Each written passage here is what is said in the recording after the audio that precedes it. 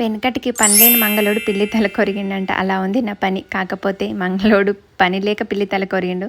నేను పని లేక ఏం కాదండి, నా చేతులతో వెంకటేశ్వర స్వామికి తులసిమాల చేసి వేయాలని ఆశ అండి, అంతే. 2 months బ్యాక్ నేను ఒక వీడియో చూశానండి.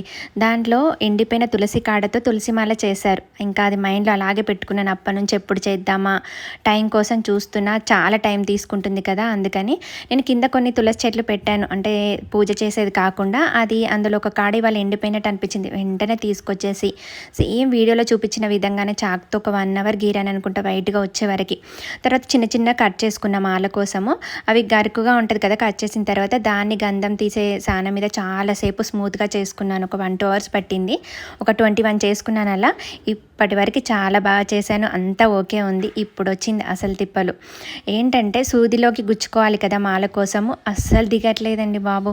అతి కష్టం మీద 5 మాత్రమే గుచ్చగలిగాను. నేను చేసుకున్న 21 అస్సలు దిగట్లేదు. నా ఓపిక అంతా పోయింది. చాలా టైం తీసుకుంది. కాకపోతే మాల అయితే ఆ సాటిస్ఫాక్షన్ వేరే లెవెల్లో ఉండేది. వెంకటేశ్వర స్వామికి ఈరోజే వేసేసేదాన్ని, కానీ అసలు అవ్వట్లేదు. ఇంకా ఈరోజు ఓపిక పోయింది కదా, మళ్ళీ నెక్స్ట్ టైం చూద్దాం అనుకున్నా.